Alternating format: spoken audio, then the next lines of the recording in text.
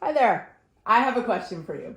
What's worse, getting really bad sunburn or taking a bath in bad chemicals to prevent getting sunburn? Well, the answer is both are not good.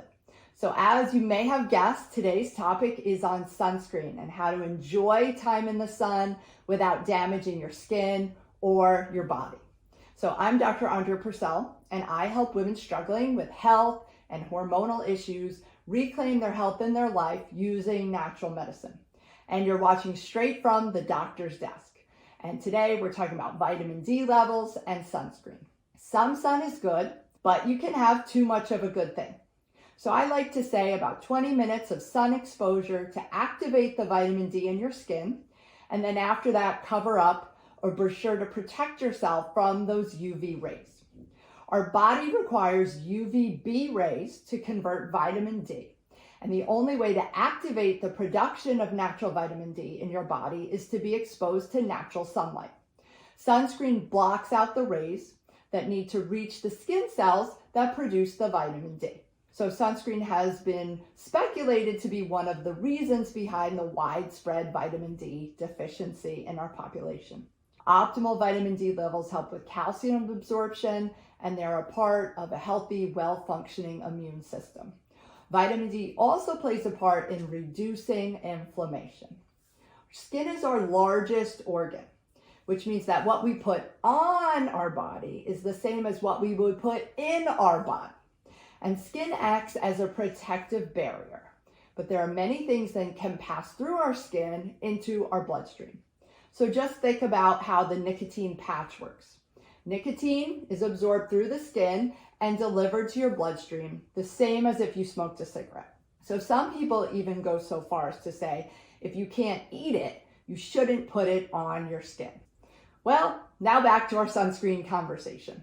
Did you know that your average sunscreen uses chemicals to absorb the sun's rays? And two of the most common chemicals are called oxybenzone and retinol palmitate. Oxybenzone is a xenoestrogen. So once it enters your bloodstream, it acts like estrogen in your body. In natural medicine, we call this estrogen mimicry, like it's mimicking estrogen. And estrogen mimickers create hormone imbalances such as estrogen dominance and even cancer as a result of the hormonal disruption. So let's think about this for a minute. Do you want your kids or your husband getting xenoestrogens? I think the answer is no. So there isn't more of us that need more estrogen at this point. Retinol palmitate actually makes your skin more susceptible to damage, including increased risk of certain cancers. And these chemicals pass deep into the layers of the skin and travel into the bloodstream. So that's why I recommend using mineral-based sunscreens, specifically zinc oxide. Zinc oxide has both UVA and UVB blocking agents.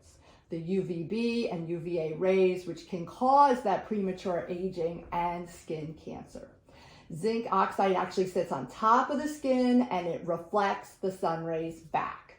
So if you can get a clear one, it will reduce that white film that tends to happen with zinc oxide. And zinc oxide has been safely used, in diaper rash creams for a long time. So side benefits: no harmful chemicals, non-toxic, eco-friendly, reef safe, and great for those with sensitive skin. With zinc oxide, you should initially apply more to get really complete coverage and then apply more often. So before purchasing a sunscreen, make sure you turn it over and review all of the active ingredients. It's even surprising that if it's labeled mineral sunscreen, they can still mix some of the chemicals in with it. So generally an SPF 30 is the maximum that can be achieved with 100% mineral sunscreen. So read the labels carefully, and new brands do appear every season. I like to say that we shouldn't depend solely on sunscreen to prevent sunburn and skin damage.